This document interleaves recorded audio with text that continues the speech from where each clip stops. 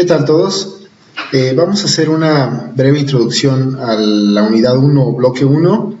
donde estaremos analizando la educación como problema filosófico.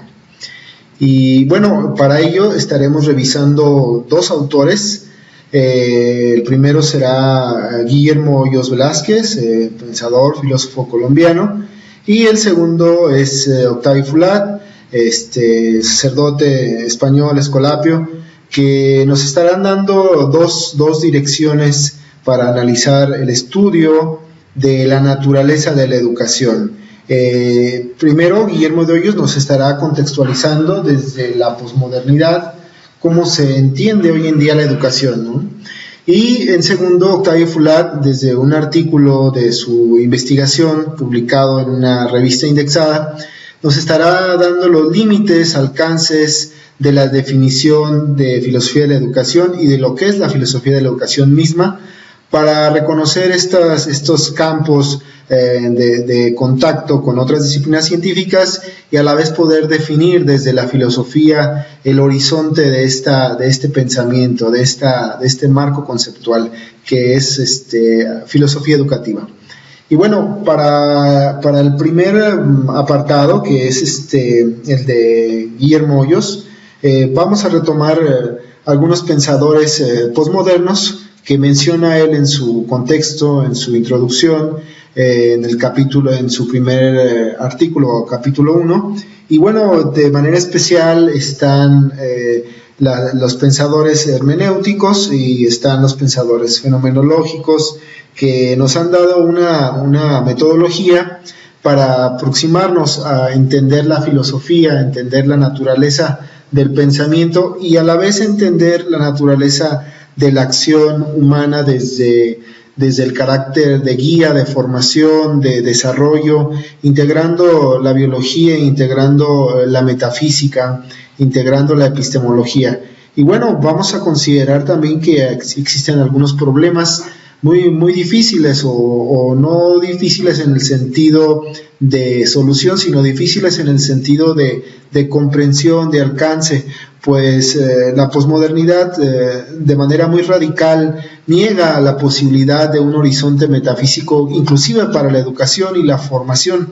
lo que hace más complicado, lo que hace un reto para nosotros. Y bueno, esto nos lleva de la mano a entender cómo Fulat plantea o propone una filosofía de la educación como definición de naturaleza educativa, como definición de base biológica, antropológica, que sí tiene que ver con el horizonte metafísico, pero también tiene que ver con la posibilidad de entenderse, de llevarse a la práctica en un sentido más coherente o en un sentido más racional, y no meramente abstracto o irracional como podría caer alguna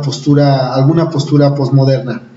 Y bueno, Fulat nuevamente en su artículo no solamente nos va a dar la definición de lo que es el límite de la filosofía educativa, sino va a proponer también su propia metodología, que no solamente es metodológica, sino también es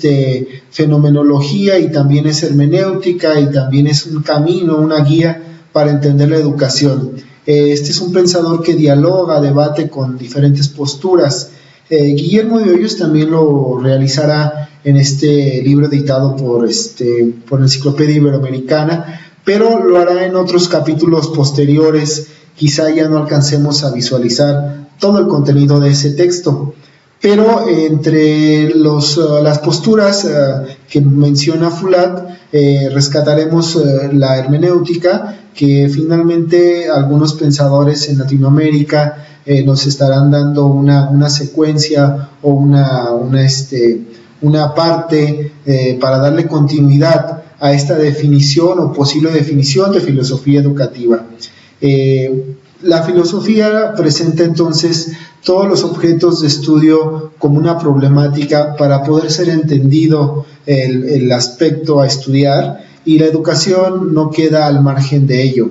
La educación es todo un fenómeno, es todo un dato, y necesita ser revisado desde todas sus partes que la integran, como es la escuela, la actividad docente, la actividad administrativa, el mismo sujeto que aprende, el niño, el joven, que se van formando no solamente en un aspecto cognitivo de contenidos, sino también en un aspecto moral, en un aspecto profesional. Y también relacionamos la parte política que tiene la educación para ser un eje importante del desarrollo de la sociedad. La filosofía entonces nos da bastantes herramientas y nos permite revisar la historia para comprender cómo el dato educativo o el fenómeno educacional no es un fenómeno extraño, un fenómeno fuera del alcance racional, sino por el contrario es una postura reflexiva que permite lograr